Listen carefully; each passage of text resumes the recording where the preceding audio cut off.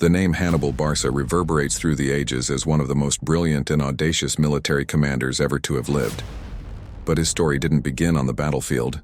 It began with a vow made by a young boy, destined to defy the odds and change the course of history.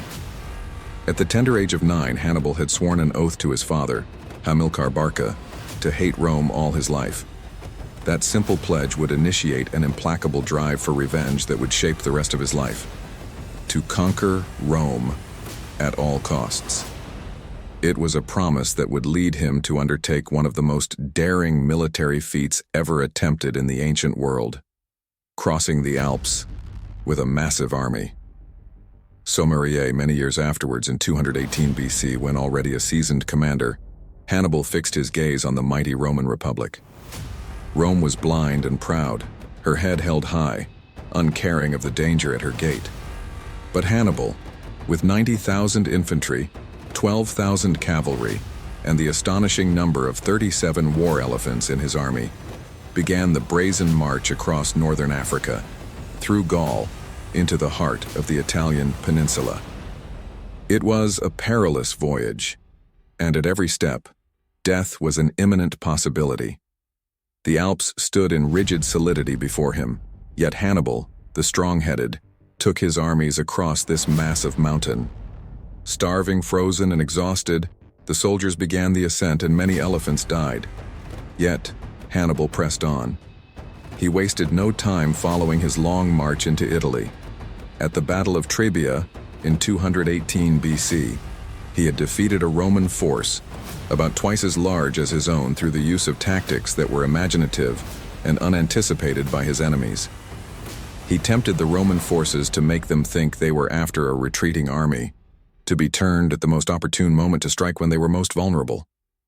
On the shores of Lake Trasimene, 217 BC saw another intellectual victory that turned the tide of events in favor of Hannibal. This time, the landscape was to his advantage, as his army was maneuvering up the hills overlooking the Roman forces.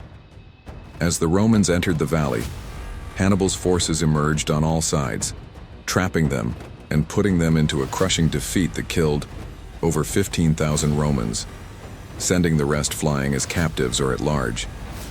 His most renowned victory, however, was at the Battle of Cannae in 216 BC, when he annihilated a much larger Roman army of 80,000, with his own army composed of a mere 50,000.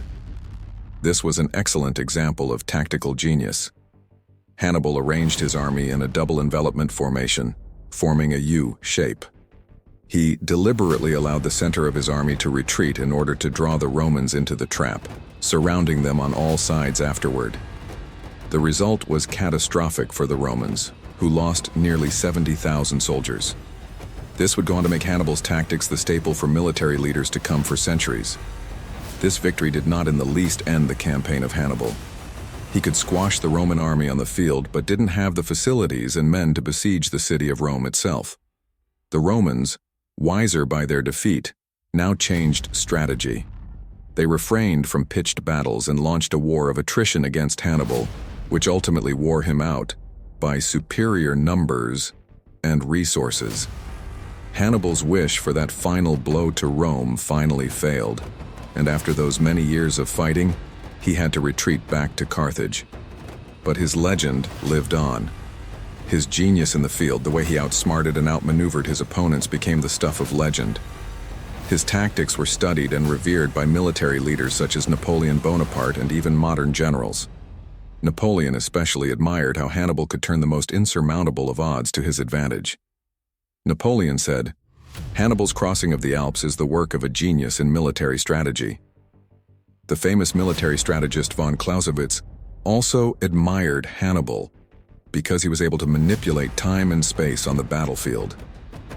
The legend of Hannibal remains alive in the minds of military leaders and tacticians all over the world. The use of terrain, ruse, and feigned retreats are part of his innovative strategies that continue to shape the face of modern warfare. His audacity and vision keep inspiring even today, a reminder of the power of strategy, resilience, and the will to challenge the impossible. Hannibal's life is a testimony to conviction, daring, and will in its pure form.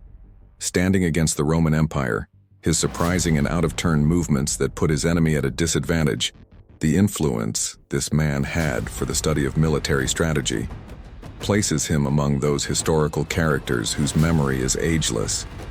Want more legendary tales? Don't forget to hit that like button, subscribe, and comment below.